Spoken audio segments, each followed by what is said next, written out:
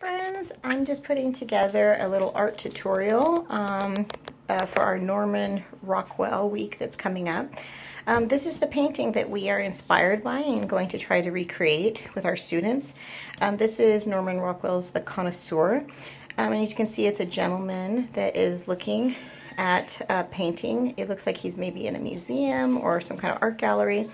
And so it's got this like really cool floor here. It's got kind of different elements of this painting that we're going to try to recreate. So the supplies we need is double-sided tape to put everything together, a tin, some marbles, some wet acrylic paint, charcoal pencils, one for each student. You should have a printout of your students that you'll need to pre-cut. So here's our student that we're going to use today. And the kids can pick what color background they want, what color construction paper they would like their art to be on. And then you'll have a pre-cut square that will be the painting, and then you'll have a pre-cut rectangle for the floor. So when it all comes together, it kind of looks like this. Can you see that we're kind of like mimicking? You can put them in the middle, however, at the end. So we'll just put that off to the side for now. So depending on how many marbles or art stations we have going on, you can have some kids working on their floors, some doing the art, and then have them switch depending on how many stations we have. So we'll start with the floor. Miss Clover, my assistant, is going to hold this for me. Okay, Clover, you got it? Okay, so to do the floor, we can kind of see over here that it looks like diamond shaped or checkered shape. So you can do that, or for the younger class, you guys could do, you can just point it straight down, maybe. You can do like stripes, like zebra stripes, or, you know, something that's black and white. I'm going to try to do the diamond. So I'm going to just kind of do kind of like squares sideways. These aren't going to come out perfect, but that's okay. We're not looking for perfection. Just kind of getting an idea here. Super simple. Okay, and this part might take them a little bit of time, so make sure that you leave plenty of time for them to do that. And then here, this end one's going to go off. Same thing at the beginning, it's going to kind of go off. And then they're going to just color this in. I'm going to color it in without the construction paper under it, so I don't get it on there. And you kind of want to stay within the lines. Okay.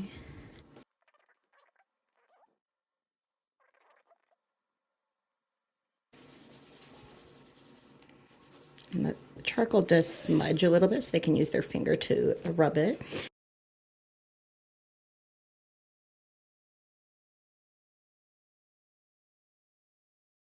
Okay. There we go. Thank you, Clover. We've got our floor, and they can color it in a little darker if they want, but it's going to come here at the bottom of our painting. So now when they're ready to paint their picture here, we're going to go ahead and stick it into our tin. And this is where it's fun. They need to pick 4 colors. So I don't know if there's going to be selected colors already. They can try to mimic. You can see that he's got lots of yellow, he's got browns, he's got greens, he's got lots of red. There's still white in there from the background. So what you want to do, and this is where it gets real messy, so definitely have some wipies or paper towels handy. You're going to stick each of your marbles in the different color paints, and they will eventually blend all together, so it's not super big deal if they kind of blend while you're mixing them.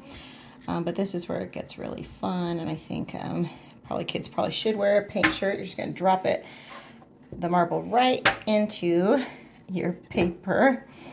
And let me wipe my finger off really quick. And then you're just going to give your tin a shape. Let it roll all everywhere.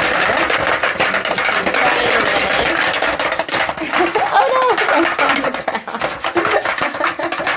ground. And it went crazy and fell on the ground. Let me put that up. So then you can do it again, stick them in the colors.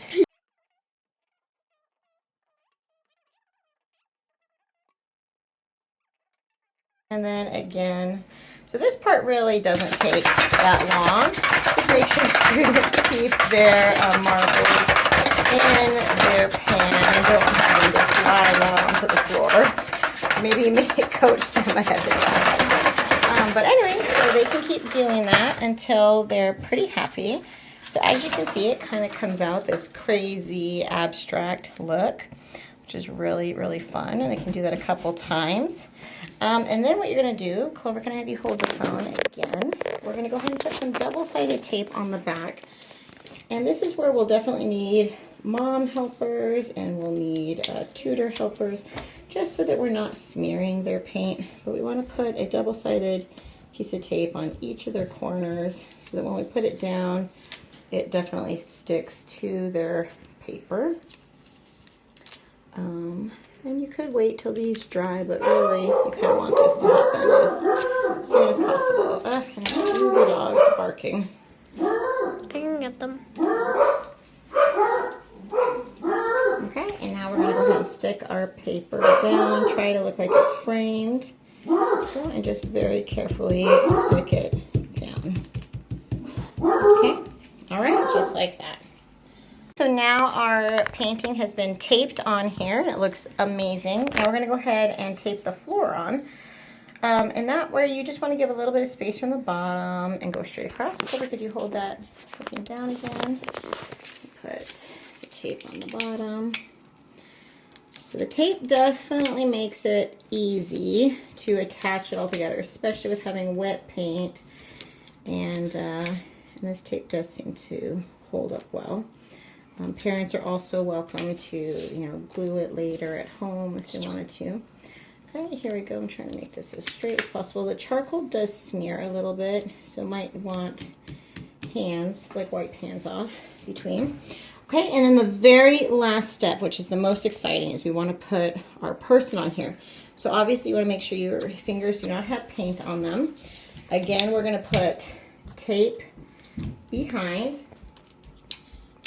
We're going to add some tape to the head. I feel like being a bit generous with the tape on here because you don't want any little legs coming off. So see, this is where we're going to need like lots of parents' help here applying this tape, especially for the younger classes. But anyway, here it is. I've got lots of tape for her head, her arms, her legs, and I think she's going to look pretty awesome right in the middle, because especially the way she's posing here. And then there you go. And then the students can put their art right on their bin. And you can see, here we go. Now each kid will have their own custom art with their own picture on it, which is pretty cool. Anyway, have fun.